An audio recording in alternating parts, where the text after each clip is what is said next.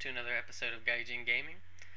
Today I'm going to talk about a game that is coming out in 2011 in the US. The game's been around for quite some time in Japan, but it's finally getting overseas, and I'm really excited for it. So I wanted to do an episode about that, so kind of a preemptive strike for advertising for them.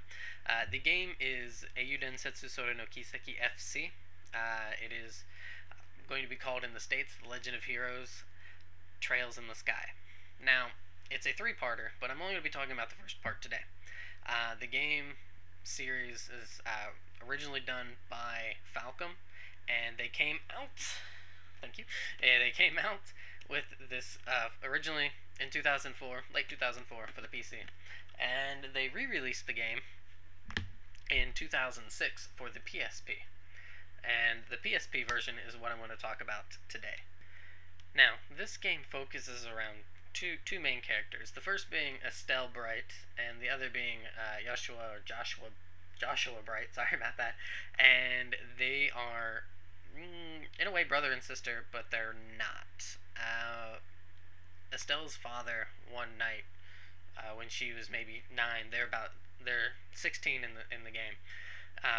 When she's about 9 or something, brings home Joshua, and he's very injured and whatnot, and Cassius, Estelle's father, kind of adopts him. So they're kind of like brother and sister, but through adoption and not by blood.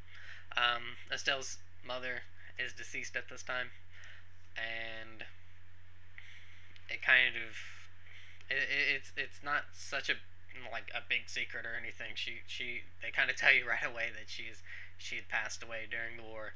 So that's really about it. Now, I'd mentioned war.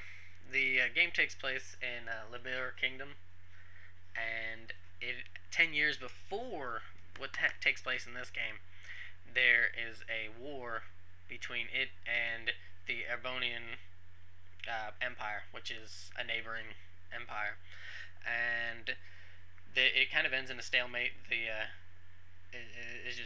It ends in a stalemate. I'll leave it at that, so not to really spoil anything.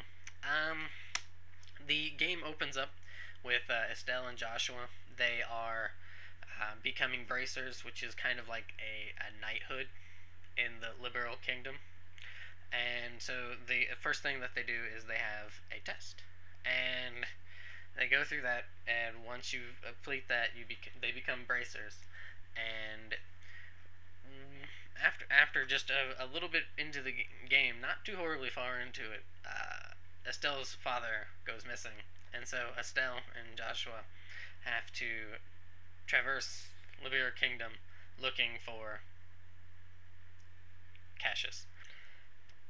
Now, as they become bracers, they are allowed to take up jobs or tasks or whatnot that are in each guild building in each separate town where there is a guild building, and that is kind of the I wouldn't say the best way, but that's pretty much a good way of getting a lot of money, and it also increases the rank of your characters in the bracer community. So by the end of the game, you can be like a B rank or a C rank or an A rank, or as they kind of do in Japan, they do the S rank kind of thing.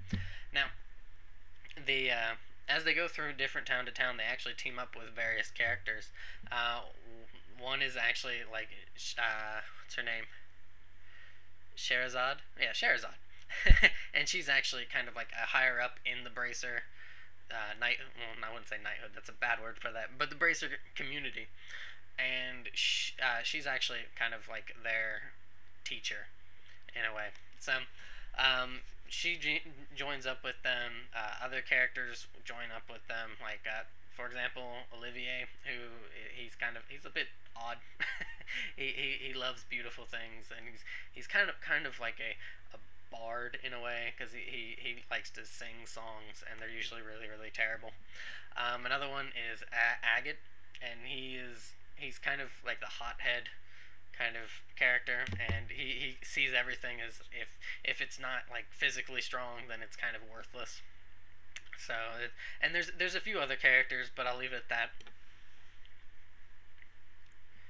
Now, something I want to mention a little bit, because I do want to show a little bit of gameplay, is that instead of earning money, you earn these things called sepis, and it what you do with it is you can either sell it for money, or you can go to a shop and forge different kind of like gems that you can put on grids, and each grid for each character is slightly different. There are multiple difficulties for the game. I started at normal just because I wanted to get through it, and I didn't know how difficult it would be, because I'd played East games and I know those got really hard on the harder settings. So I wanted to take it easy, so I put it on the normal setting. And I will say this: the normal setting is pretty easy. I kind of in a way regret not putting it on hard, but it was still fun.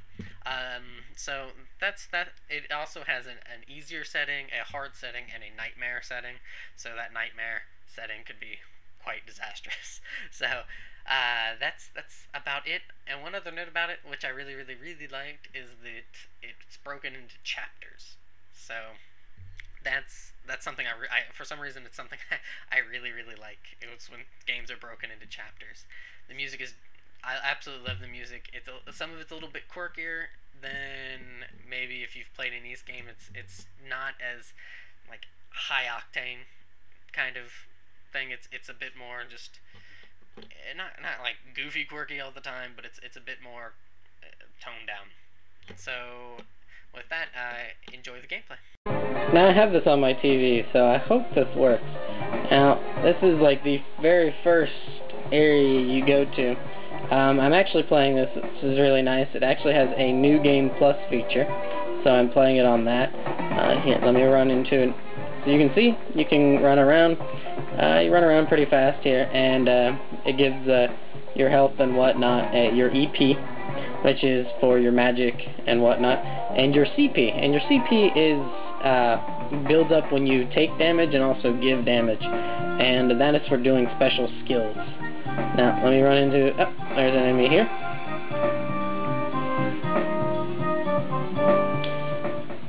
And yes, you run into the enemies, and then you go into a separate battle screen. Now you have over in the left top corner a kind of vertical bar, which gives the placement of what character is going next. As the game advances, it has various different things like strength bonuses, strength decreases, damage, and that sort of thing.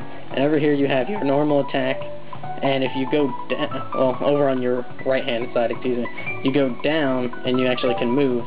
And so what's interesting about this game is that you actually like have a grid that you move around, and depending on the character's weapon, they can do various lengths or damage. Now, you can see you can do an attack, and it will highlight one of the characters as they can reach it, and then you can attack.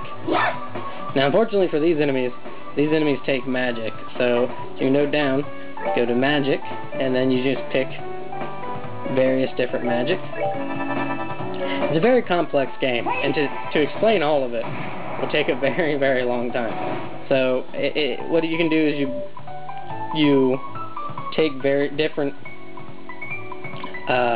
orbaments from that you combine by putting on the characters to make different sort of chains for different sort of spells, or to make your spell stronger. And fortunately I can't show you any of the special skills. You can also do items, and then you also have a runaway feature, which actually lets you run away pretty much automatically. Well, I hope you enjoyed it, and that's really about it. Do keep an eye out. Hopefully it has piqued some sort of interest in you, and I really hope it does well, because it is a wonderful series, and this is a wonderful game. They're all wonderful games, and Falcom deserves much love. So that's really about it, and I hope you enjoyed the video, and so have a good day.